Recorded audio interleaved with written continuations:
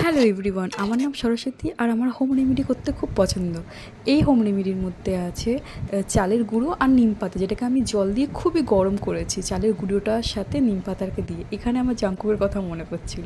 চুলটাকে ভালো করে বেঁধে নিয়ে আমি হোম রেমেডি ভালো করে স্টার্ট করলাম, কারণ একটা টাইম ছিল 11-12 আমার খুবই বাজে অবস্থা ছিল মুখের, আর এখন অনেক ভালো হয়েছে এই হোম রেমেডি করতে করতে। এখানেও না আমি চোখের নিচে বরফ দিচ্ছি, কারণ চোখের আন্ডার আয় যাতে ব্ল্যাকনেস দূর হয়ে যায়। এখানে ছিল আর একটা টিপস, যেখানে আমি করব আনপ্যাকেজিং। আমার হাত দিয়ে বারবার পড়ে যাচ্ছিলো, তাও আমি করব। এই পার্সেলটা এসছে মিশো থেকে শুধুমাত্র 250 টাকায়। এই প্যান্টটা আমি রাত 2টোর সময় অর্ডার করেছিলাম, যেখানে পুরো মাহার ডিল ছিল।